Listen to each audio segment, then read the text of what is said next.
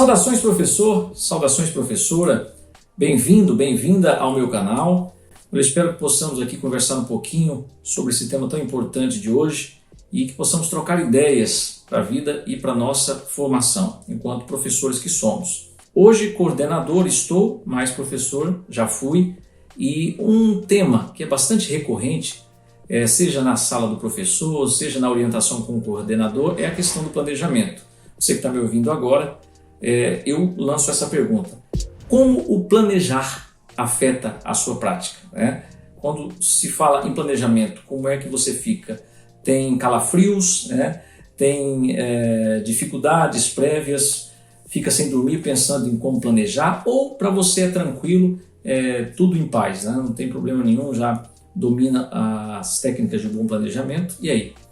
Bem, vamos falar sobre planejamento então, nessa nossa conversa, nesse nosso bate-papo. Eu gostaria de começar dizendo que esse tema ele é fundamental, imprescindível, é tema de diversas formações, recorrente, A gente precisa de fato falar sobre o planejamento, primeiro para quebrar um estigma que é muito forte, ao meu ver, que é a ideia do planejamento como algo ideal. E quando a gente pensa no planejamento como algo ideal, automaticamente a ideia da burocracia excessiva se faz presente, Então, nós talvez devamos partir desse princípio. O planejamento ele é imperfeito na sua essência. Ele não é perfeito, porque quando eu passo a vê-lo como algo perfeito, eu engesso o planejar, Eu engesso a prática de planejar. Porque algo perfeito está acabado, não tem mais o que fazer.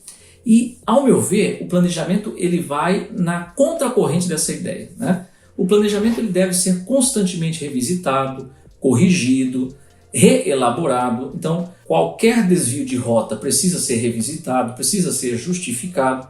E isso mostra o caráter flexível, do planejamento e não engessado. Então, talvez, se a gente trouxer para a nossa prática a ideia da flexibilidade do planejamento e do caráter inacabado do mesmo, talvez nós não fiquemos tão apreensivos no processo de criação do planejar, do planejamento. Então essa é a primeira ideia que eu gostaria de trazer aqui. Planejamento visto como algo imperfeito em sua essência e não como uma perfeição a ser atingida.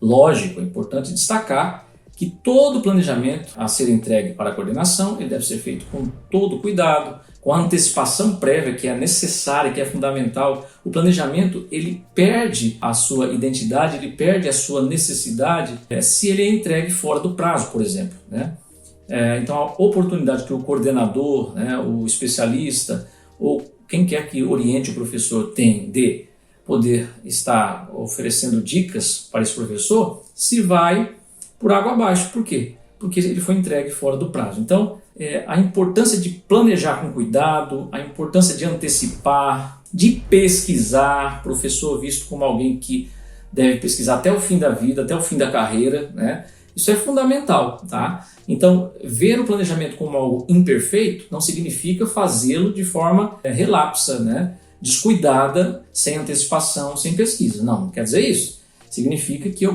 preciso entendê-lo como um documento que precisa ser constantemente revisitado, ok? Então, seria essa a primeira indicação aqui, E aí, você concorda com isso? Você discorda?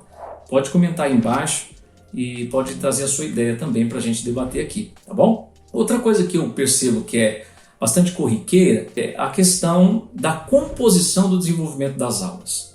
O que é isso? Alguns chamam de metodologia e muitas vezes o professor confunde algumas coisas que eu vejo que são simples.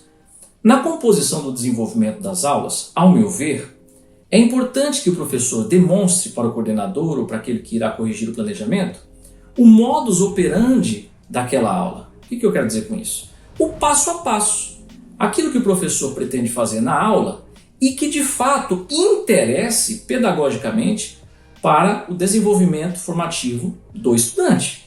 O que a gente quer dizer com isso? O professor precisa dizer o começo, o meio e o fim da atividade proposta para que o coordenador que irá corrigir o planejamento entenda aonde ele quer chegar. E aí já vem outro aspecto interessante. Além do modus operandi, do passo a passo da atividade, eu preciso demonstrar também, ali na composição do desenvolvimento das aulas, ou na metodologia, como queira, eu preciso demonstrar a intencionalidade da atividade. Veja, uma coisa está casada, está relacionada, está coesa com a outra. Ao mesmo tempo em que eu determino o modus operandi da atividade, ou seja, o começo, meio, fim, passo a passo dessa atividade, eu preciso em seguida demonstrar o que eu quero atingir no aspecto formativo com aquela atividade que eu estou propondo.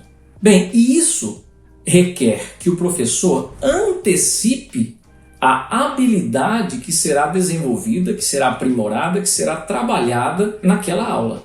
E aqui já vem um elemento então fundamental e que talvez possa ajudar o professor também. Muitos professores questionam, por onde eu devo começar? Pelo desenvolvimento da composição das aulas? Pela avaliação?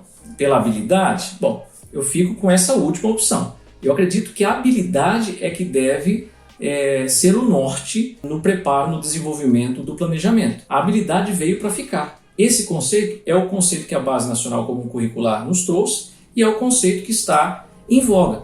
Então nós devemos, partindo da habilidade específica, e aí eu tenho que consultar o organizador curricular, se é o documento da Base Nacional Comum, se é o documento do Estado ou do município, eu tenho que localizar qual habilidade específica ou quais habilidades específicas serão trabalhadas e, à luz destas habilidades, eu preciso então me dirigir para o desenvolvimento da composição das aulas ou para a metodologia. Consegue compreender? É a habilidade que oferece o norte para o professor desenvolver a atividade.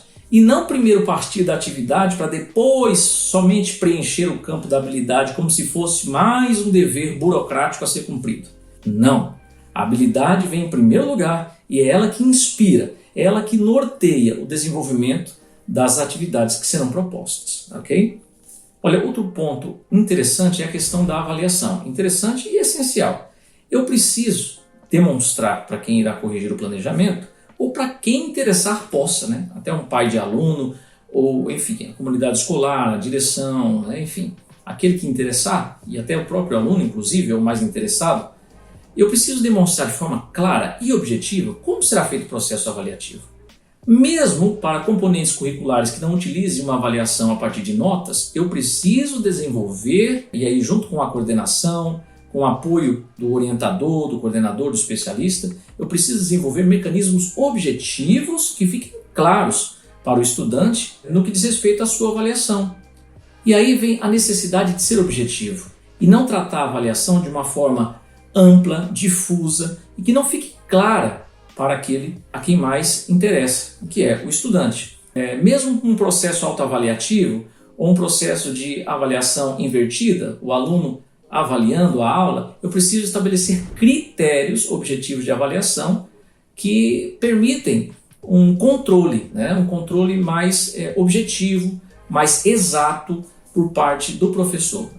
Então, aqui fica uma dica para quem vai desenvolver a avaliação. Jamais pensar na avaliação de forma unilateral, de forma vaga, difusa, dispersa e sem critérios objetivos. Sempre pensando, é claro, que a avaliação ela deve ser heterogênea e abarcar todos os públicos de sala de aula. Então, uma avaliação homogênea, ela em nada contribui. Pelo contrário, ela segrega e não visa a equidade, que é aquilo que nós tanto pregamos e queremos para a nossa educação.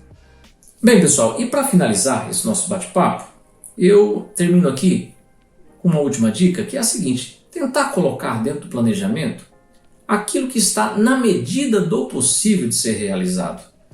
Tentar colocar os pés no chão na hora de planejar, tentar ser objetivo, direto e prático na construção da atividade.